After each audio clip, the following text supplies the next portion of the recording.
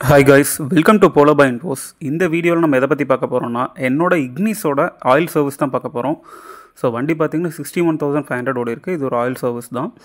So இதில் நான் என்னென்ன மாற்ற போகிறோம் அப்படின்னு பார்த்தீங்கன்னா engine oil, oil filter, air filter, AC filter வந்து க்ளீன் பண்ணி தான் போடுறேன். Plus break fluid, coolant fluid, plus வந்து எனக்கு ஸ்பார்க் பிளக் பார்த்தீங்க அப்படின்னா 4மே சேஞ்ச் பண்ணுற மாதிரி இருக்குது.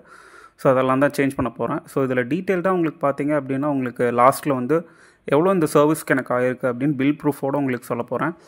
ஸோ ஸ்பார்க் பிளக் கழட்டியிருக்காங்க. நான் ஓல்ட் ஸ்பார்க் பிளக்கும் புது ஸ்பார்க் பிளக் எப்படி இருக்குன்றதையும் நான் உங்களுக்கு காமிக்கிறேன். இதில்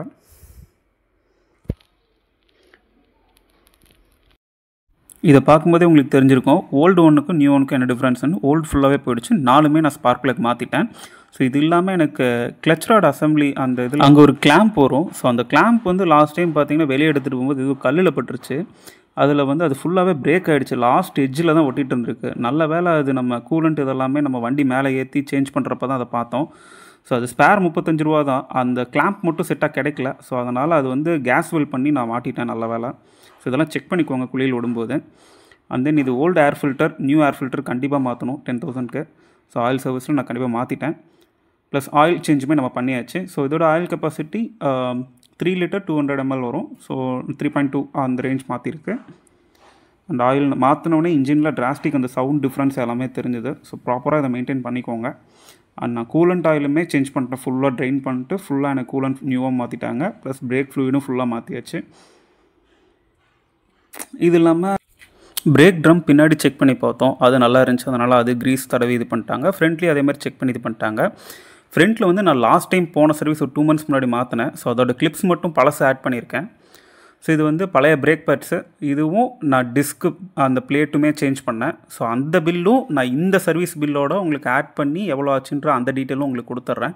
ஸோ அதுக்காக பழசு எடுத்து வச்சுருந்தேன். அந்த சர்வீஸ் பில்லு என்கிட்ட இருக்குது. அதையும் நான் உங்களுக்கு லாஸ்ட்டில் சொல்கிறேன். ஸோ இதுதான் அந்த ஸ்கோரிங் உள்ள டிஸ்க்கு. அண்ட் ஃபைனலாக வண்டியோட பில் பார்த்துடலாம். இதில் வந்து கேஸ்கட் ஆயில் ட்ரெயின் பிளக் மாற்றிருக்காங்க. ஸோ அது வந்து 9 rupees 32 paisa வருது.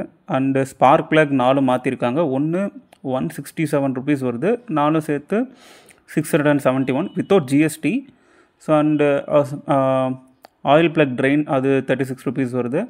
ப்ளஸ் ஏர் ஃபில்டர் மாற்றிருக்காங்க 258 rupees. ஆயில் ஃபில்டர் மாற்றிருக்காங்க அது 83 rupees. அண்ட் பிரேக் ஃப்ளூயிட் வந்து அது டாப் அப் பண்ணியிருக்காங்க ஃபுல்லாகவே. அது 168 rupees 250 ml பண்ணாங்க. கூலண்ட் வந்து 470 rupees. அண்ட் க்ரீஸ் பண்ணது 64 rupees நமக்கு பண்ணியிருக்காங்க. அப்புறம் ஸ்க்ரீன் வாஷர் விண்ட்ஷீல்டுக்கு அதுக்கு ஒரு 28 rupees அந்த டேப்லெட் மாதிரி லிக்விட் மாதிரி போட்டாங்க. அண்டு இன்ஜின் ஆயில் பார்த்திங்க அப்படின்னா 1250 நமக்கு சேஞ்ச் பண்ணியிருக்காங்க. ஸோ இதோட நமக்கு பார்ட்ஸ் காஸ்ட் மட்டுமே மொத்தமாக இந்த கன்சியூமர்ஸ் பார்த்திங்க அப்படின்னா 3042 rupees நமக்கு வருது. அது ஜிஎஸ்டியோடு ஆட் பண்ணும்போது நமக்கு 3661 rupees நமக்கு வருது. ப்ளஸ் இது கூட லேபர் நமக்கு பார்த்திங்கன்னா 1490, ஜிஎஸ்டியோட 1758 rupees ஆகுது. ஸோ நெட் பில் அமௌண்ட் பார்த்திங்க அப்படின்னா 5419 rupees.